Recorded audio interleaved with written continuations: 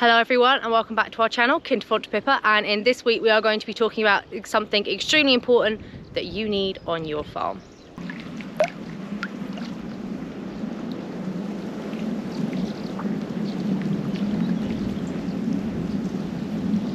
How important is water? So this is the lake at the bottom of our driveway, and up here is the Gardenia mountain, and the water that forms in the valley and also comes from Sandra passes down through the village, through the rivers, and ends up here in the lake and goes over this overflow which flows all summer, and then it goes under the bridge and then into the river which feeds our lister pump. And for those of you who haven't seen, there are some videos of me and Dad preparing and doing some stuff for the lister, which will be linked up here. So now on to show you where our water is stored once it comes from the river. And speaking of which, I'm just about to go down to the 100-year-old lister pump and fill it up with diesel and start it, so we can fill our very big top tank at the top of the farm, because it's, I don't know, it's probably only got so much water left in it, which is still quite a lot. It's probably about 20,000 litres of water, but I want it filled up. And the other thing is, if you've got water tanks during the hot season when the sun's out, it's a good idea to keep the tanks full, one for fire and for irrigating and everything else, but the tanks get hot with the sun when they're left empty and the walls can crack. It's told that by the locals, which is makes quite a lot of sense actually. So we like to keep our tank up at the top filled up as much as we can for many reasons, but that being one of them.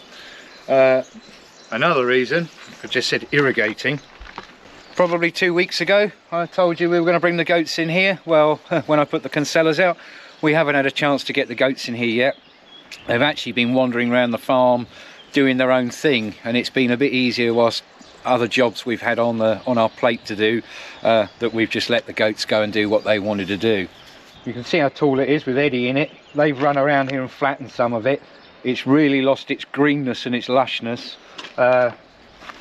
And by that same token, it's lost the appeal to the goats. They're not so interested. They will eat it, but unless we fence them in here, they're going to take a few bites and then wander off. So I might, tomorrow morning before 11 AM when I can cut, I might come in here and knock this down. Don't really want to, but it's the way it goes, isn't it? Anyway, let's get down and start this lister pump.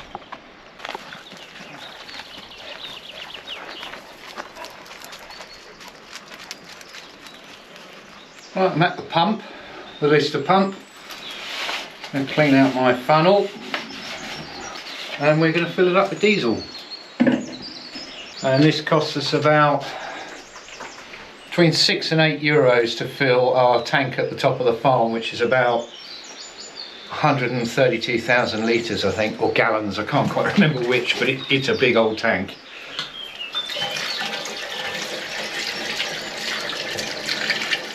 And because we're registered as a farm, and I'm registered as a farmer, and I've actually gone and applied for it, I've got a green diesel card, which means I can go to the pump, like in a lot of other countries you call it red diesel or commercial diesel, where it's cheaper than buying your normal diesel for your car, but you can't use it in vehicles on the car, you can only use it on farms and in tractors or farm machinery. So this I get for slightly less than you would pay for your pump diesel for your car. Right, open the fuel tap.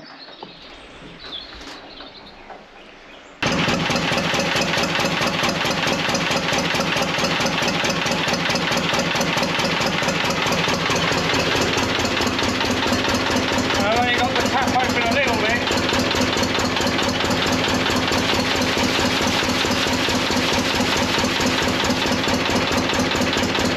This tap is just to fill the radiator.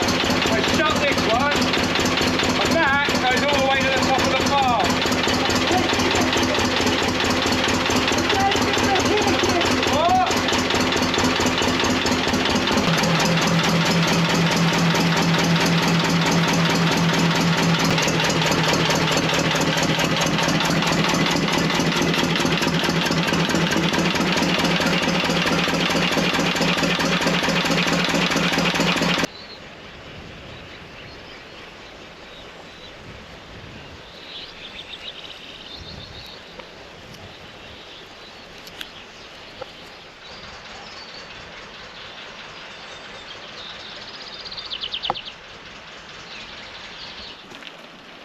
already.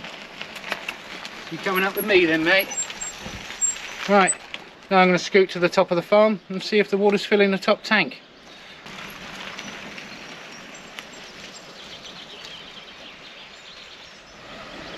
Now up at the top, I can see water and I can hear it.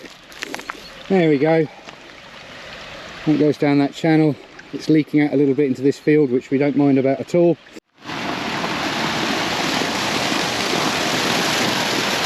Try and get this out before it gets in the tank.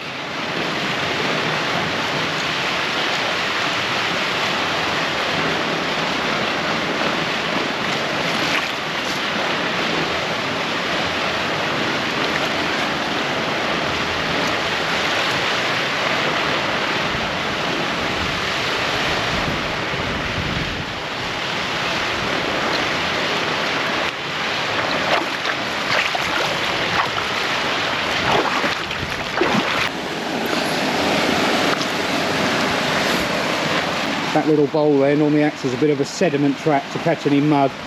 Obviously little light things like leaves don't, they'll go over the edge. The only problem is the leaves, but they don't ever cause us any problems. Give that a few more hours, maybe about 2.5, 3 hours, this tank will be filled. Like I said, I think it's about 130,000 gallons, this one. I mean, it's big.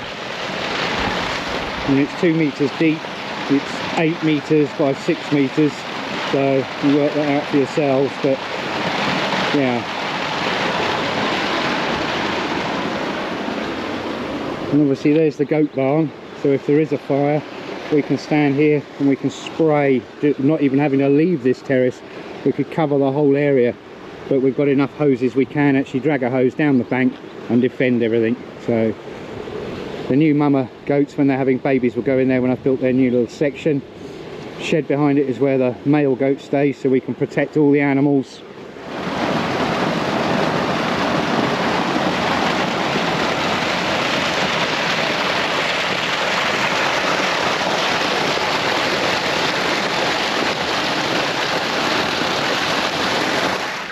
And this tank that we have here is spring fed. As you can see, there's water coming in here.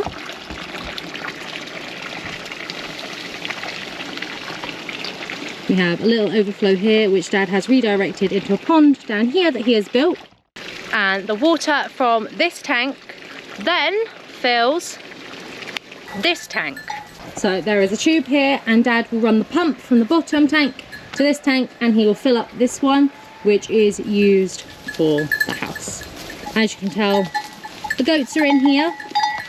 One of the main reasons we bought our farm is because it has so many different water sources.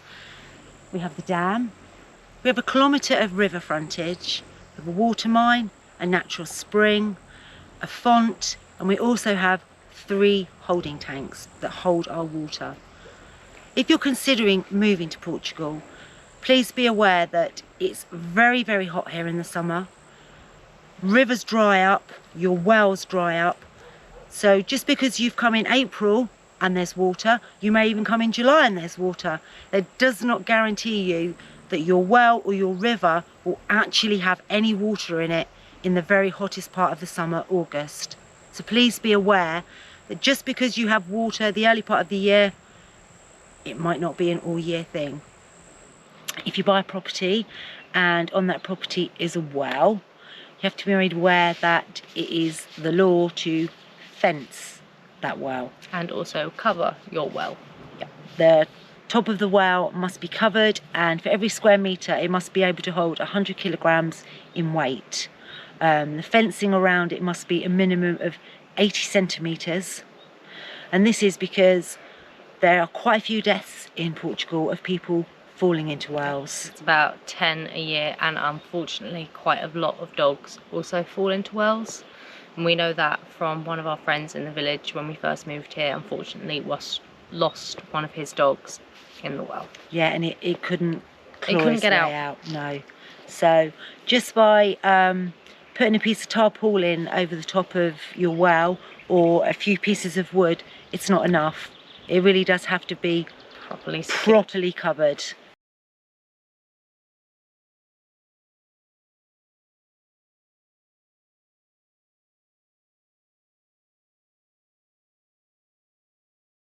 We consume roughly 1,500 litres of water a day.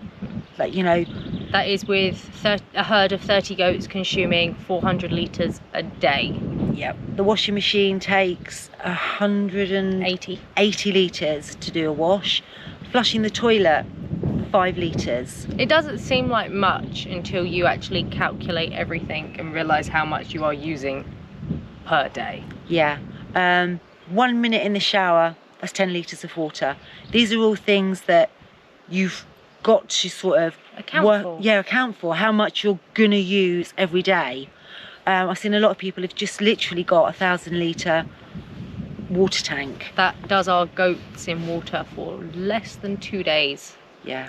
Well, when we had The IBC tank. yep, it lasted them 2 days. You've also got to think, you know, our goats, like we say, they drink 400 litres. You've got pigs. Pigs consume, what do pigs consume? About 5 litres of water a day. But then you've also got to think, They're swallows and what they need to roll in. yeah, because it's so hot out here, they do need Extra a big coolant. hole dug with water in to keep them cool, because you know that they can't keep themselves cool, because pigs don't sweat, do they? No. So sheep drink about the same as the goats. Yeah. And horses drink even more. So if you're thinking of getting a horse, be prepared that they drink about 70 litres of water a day. Yeah. Your vegetable patch is about, I think, 1,300, 1,400 litres a day. Dependent on the size. Yeah, decent sized vegetable patch. The kettle. 1.5 litres to fill your kettle. You know, all these things are relevant. They seem very silly and stupid speaking about it out loud, but Yeah. when you're looking at buying a property, and if you're planning Ow, on I've been bitten by an ant. Oh, sorry about that. Just bit me. Watch out for the ants out here as well. So anyone planning on looking at an off-grid lifestyle, you need to make sure that you've got the necessities you need to keep Just be sustainable. Exactly, that's the word I was looking for. Sustainable. Water is very scarce out here in Portugal. I think you get about 25 inches of rain a year. Yeah. That's it. You know, for 8-9 months of the year, it's just hot sunshine. Yeah. And the water just evaporates. Yeah. And councils are also starting to cut down on boreholes. Yeah, so if you don't have much of a water source on your property, Chances are you probably won't get permission to put a borehole in. no. And I think a borehole, if you can get the permission to do it, it's about 10,000 euros to get a borehole fitted. We're lucky. We've got the spring, We've got which lots. we use for our washing machine, our washing up, showers. The house. The water we have here, it comes from the river. That's for the goats. That irrigates all of our land. And it's also here, and we have a pump which we can then use to spray the goat barn and protect everything if we do get a fire. Yeah, we've got hose pipes at various points around the goat barn, because obviously that's going to be our main priority to protect Is that should the fire come. But Alex has done a stonking job, hasn't he, of Yes. putting in lots and lots of fire breaks. So And for those of you who haven't seen Dad cleaning land, there will be a link to that video up here. if you have a river or a stream running through your property, it doesn't automatically give you the right to take the water. You actually need a license to pump the water from the river. They're not difficult to get and they're not expensive to get, but it is something you will need. And bear in mind, in the summer months, you will only be able to run a water pump before 11 o'clock in the morning. There's certain restrictions when it's fire season, certain things you can and you can't use. Now, we use approximately 1,500 litres of water a day. Yes, but that is also considering that our herd of 30 goats consumes about 400 litres of water a day. Yeah, and if the water's warm, You have to dump it. they have to dump it. If it's not clean, Dump they it. won't drink it. Their water has to constantly be clean yeah. and fresh. They are very picky about their water. Yeah, they're very picky about their water. So bear that in mind. That's Edward. That's Edward having a drink. Again, you have to take into account your dogs need water. We you need water. So we've talked about our water sources. Then you have the Fonte, the village Fonte. We go there for our water, but with that water we only use it if it's being boiled. So we use that for cooking, the kettle. For our drinking water we actually buy bottled water. And Molly will tell you the reason we buy bottled water, not only because it's cheap, but because I also ended up in hospital with a stomach bug quite a few years ago. It wasn't very nice, I'll spare you all the details, but there was something in the water and I got very, very sick. And my boyfriend's grandmother is the exact same. When she was younger, she drank the water and ended up with a parasite in her stomach and can no longer drink Fonte water, such as me. So bottled water it is for me, unfortunately. Yeah. It's not expensive. No, it is. It's just 12 cents a bottle. Yeah, so you can buy a purification thing. A water filter. Yeah, I've seen that, but they are quite expensive, and to be honest it's not really worth it considering how many times you have to change the filter. And no, it is cheaper to buy bottled water. But again, you know, these are all water aspects that matter when you live out here. You know, if you're lucky enough to get a village house, you've got mains water, and that makes a huge difference. But again, it's expensive. Sorry, I'm just checking I can hear a fireplace. Just checking it's not a fire plane. No, it's not. Because there is a oh my gosh, what's the one I'm looking for? There's a plane exhibition in Castelabranco this weekend, hence why there are a few planes flying about. Just got to check that we're still safe. Yeah. So again, you know, like we've said, if you're thinking of coming to Portugal, water is really, really important. So if any of you have any questions about anything that we've mentioned today, or any questions in general, please just ask away down in the comments. We'll do our best to answer them. And also a lot of the fonts you'll see, some of them have a little plaque on it saying that the water hasn't been tested. This means it's probably not safe to drink. Yes. And also with our font up at the church, there is a limit on how much water you're actually allowed to take. You're allowed to take 12 5-litre bottles, which I believe equivalates to about 60 litres. Yeah, about 60 litres. But as you can see, since I filled the tank up, they have drank quite a considerable amount. Yeah, it might not look much, but well, Alex knows how much this tank holds. This is how much the tank holds. Dad will put that on screen now, because he's But no, we do notice it goes down extremely quickly when it's a hot day and the goats are drinking a lot. Yeah. As you can see, the tank is full to the brim. The rosemary's getting a nice clean. There you go, there's a couple of rocks and some dirt in the bottom of that little catch tank there. So it's pouring out of the overflow and it's run down the farm. Let's go over there.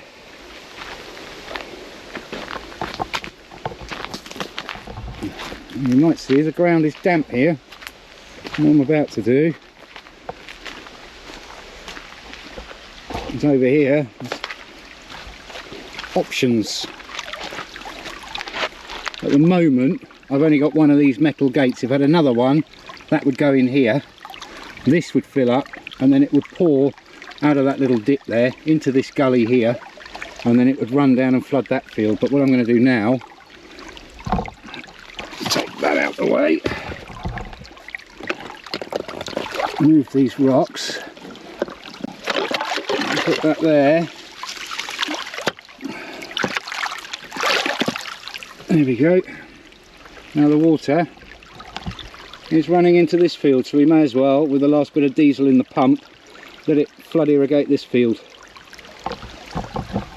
Now this isn't perfect at the moment, as you can see, because this gate is actually too wide to go in there. I don't know where it's from, but I need to make some more or chop this one down.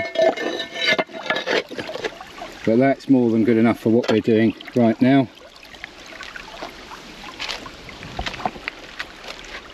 So from this angle you can see there's barely any water going in the tank there, and 99% of it's rushing off that way, and it's starting to flood irrigate this field, and some of this grass might come back a bit thicker. I did clean this, and then I was too late, like I've said with other jobs. 2 weeks too late earlier in the year. There was no rain, so I didn't bother sowing this again this year, but I can see a repeat of the same grasses that we put in here before. So there's cereals that are growing in here. It's very patchy, this field. There you go, you can see it creeping across.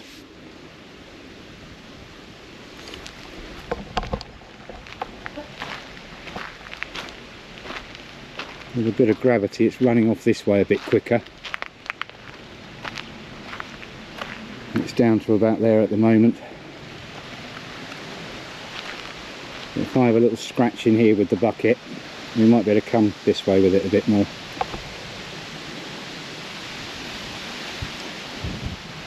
So we'll leave that to flood irrigate for a little bit. The girls are talking to you from just over there, but I've come up on the bicycle. I'm actually editing the video at the moment, and it took the poor girls about 4.5 hours to do that little bit of speech they've just done. They were going to do it at the lake. Then a man turned up with a motorbike and was vroom, vroom, vroom, and revving his bike up. He left. Then a load of cars turned up and started hanging around very close to where the girls were, so they got a bit embarrassed filming. They then drove to the top of the mountains there to the church, the Fonte, where we often show you where we collect water, drinking water for the house that the girls have mentioned. They went up there. And there are static barbecue areas there with roofs and chimneys on that we helped paint and restore them a few years ago. You're allowed to barbecue at those points, and it was packed with people having sardines and barbecues up there, so that was a no-go. So the girls came back, and when they came back there was a lot of background noise and a lot of dust. And that's for a reason, and I'm going to tell you about that in just 2 seconds. But you might have noticed earlier when the girls were sat at the tank talking to you and heard a little bit of wind noise. You could see the trees really blowing. Living in Europe, like in a global sense, the way that the earth spins and the air currents and everything else, you get the word, I can't remember exactly, it has got a specific name.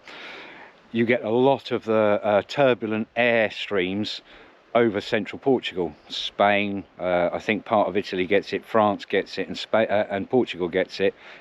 Extremely strong winds. You imagine a fire starting in that. That's one of the other problems. Not going to go on about fires, but I'm very happy to say, concerning fires, this eucalyptus owner, about 8.5 months ago, 3 guys came in with chainsaws, which they will often do, and out of each stump will grow 5, 6, you know, depending on each tree that you've got. They have chopped off, you can see there, the guy has chopped off a little sort of extra growth there, and they'll leave 1 or 2, something just moved in there, I hope it's not a snake. They'll leave 1 or 2 growing trees per stump, but the stuff that they drop they're not allowed to keep. Once they do this, they have to clean it. And these plantations, and we have another one on the other side of our farm, are owned by a huge corporation called Navigator, and they own huge eucalyptus plantations over a big percentage of Portugal. They are enormous. During the fire seasons, they actually have a fire crew in our village. They've got their own helicopters and things like that. I mean, it's huge money for them. I'm pleased to say that they've come back. And the noise was created by the machinery. It would have been nice if I had a image of it. He says he's got to come round again, but you can see where it churns it up, but there might not look a lot of difference, but it actually is, and in a fire sense it is quite a big difference. They've gone all the way up to the top over there, all the way round to our other entrance where we come into the farm, and they've really churned this up with a machine. But whilst the girls were doing the video, all you could hear was of all the squeaky bits on the machinery. I'm going to put a little bit of a video clip in from the security cameras which caught the guys down there, because you can see just out of our land the huge plumes of smoke coming through. And I stopped and spoke to the guy when he finished working, and you should have seen the colour of him. He was literally about 8 millimeters thick in brown dust. One guy packed up, he's got a digger stuck over there, not a digger, one of these machines that they use, which I'm going to go and find one in a minute and show you. He had to go home, he made himself so sick breathing all the dust in. I said, don't you wear a mask? No, eu habituado, I'm used to it. So why they don't even have a t-shirt or a bit of cloth around their face, I've got no idea. Breathing that much dust, even when I clean with my tractor, that's not pleasant to keep breathing that in. You could plant potatoes in your nose after 3 hours work driving a digger in the dust. So let's take a little troll down on the bike, down the bottom. So we've got quite a wide 35 meters here strip. Having it there, it's not so bad, you know. That's going to be intense and hot, but it won't bridge this gap.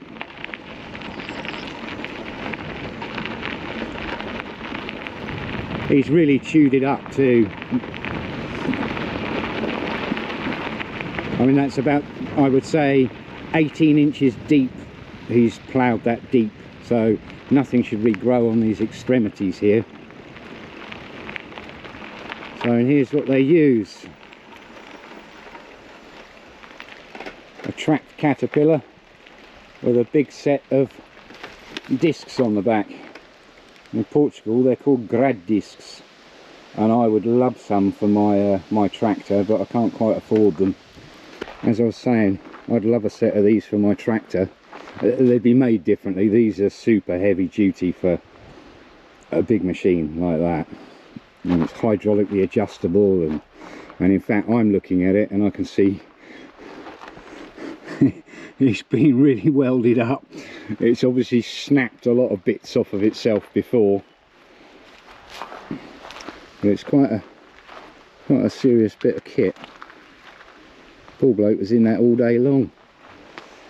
And a couple of years ago, SEPNA, which is the environmental department of the GNR, they turned up here and they actually fined this company. They fined them for, I think, those two there, these three, and those sort of 4 or 5 there, because they're within the 50-metre limit of our property. We've shown you our stone cottage before, which is on the other side of the farm. These guys have got a plantation over there which is pretty thick and not very well managed, if I'm totally honest. That's within 9 metres of our stone cottage, and because it's got a roof on it, this law about cleaning around your house of 50 metres, that's any building you've got with a roof on it. So our goat barn at the top, this eucalyptus is further than 50 metres away from our goat barn. If it wasn't, these guys would have to cut the edges of their eucalyptus back. Like I just said, over there it's 9 metres away. So later today I'm going to email the company, because I've spoken to the guys who are really nice blokes. They've got no problem at all with me sort of saying, oh, it burnt my farm and I put the flames out in there and nearly lost my tractor inside your eucalyptus forest. They understand all about it, you know, and I'm not being I'm not trying to be aggressive or shitty, for want of a better word, with this big company. I'm trying to, you know, I put the fire out in there. It's for everybody's benefit. It's to stop it continuing burning next to my land. It does them a favour, it stops it burning. And I'm hoping, because of the things that we have done in the past, that they will cut that back over there. So like I say, I'm going to email them and show them a picture of the map and say, hey guys, look, can you put this correct, because it's not right. And if there is fires again in your forest, maybe I'm not going to be so keen to rush in there and risk my tractor and my life, because I got burnt in the ankles, my tyres were starting to melt on the tractor. I was in 7-foot high flames right up against the edge of my tractor. It was quite scary, if I'm totally honest with you, especially when my tractor got stuck in there, because I was actually almost all the way to the top of the farm up there. I was driving up here after the farm and there was a chief fireman in the fire track, And he said to me, don't worry about your farm, it's all burnt, get in there and put the flames out. And I gave him a particular hand gesture and told him where to go. Well, not really where to go, but I told him, do you think I'm going to go in there and put out the flames of the people that have just burnt my farm to a crisp? Go and forth and multiply. And I drove off. And as I drove off, I started thinking about it and thought, do you know what? If this carries on through there, because the wind was pushing like crazy, that's the lake just over there, and that's where all the firemen were, to their access to water. So if the fire had continued in that direction, maybe the firemen might have had to have fled the side of the lake and their main water source. So I turned around, I went back. He told me to go in a couple of basically a couple of rows in, because it was starting to climb up these trees, and push them over and then cover them with dirt. I did that, almost got the fire out, turned around to look at him to see, you know, was he going to say that's fine or do whatever, and he'd walked off and left me there completely alone. He'd sent me into a blazing load of fire and then walked off, which I thought was rather strange. By the time I did get in there and push those trees down, it had started to catch to the side and was catching more of them alight. So I had to remove my tractor inside these lanes here and push the others over. And it was more overgrown than this when I was in there. And I had my tine plough on the back, which is like that, with all these big hooks on it that you've seen before in my videos.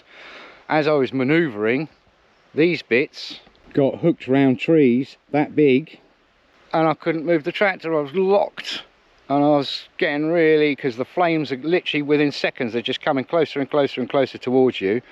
Then I could smell the tyres starting to melt, and then the flames were starting to affect me, and I was getting the heat from them. I was quite crapping myself, really. Thought I was either going to lose my tractor or, you know, I was going to get badly burnt. I managed to, by being really aggressive, to drive forward. I got hit on the head by the eucalyptus. I snapped in half. I managed to get it in line. Do you know what? It might actually either be this one or that one. And I screamed in reverse as fast as I could to get out of here. You see all these sticks? Well, when I'm reversing, one of them had come up like that and it went straight into the rear tyre of my tractor and burst it. I had to leave my farm and I had to drive to the lake and park it up there on tarmac where it would be safe, surrounded by the firemen.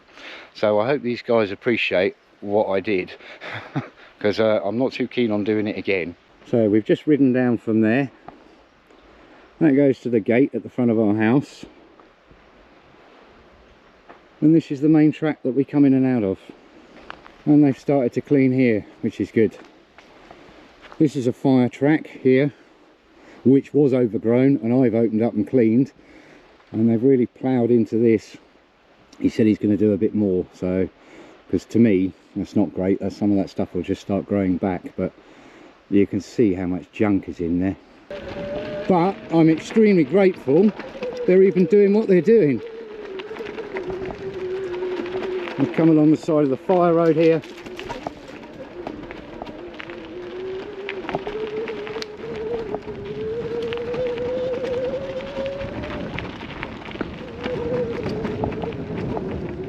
There's the other machine that the guy was driving,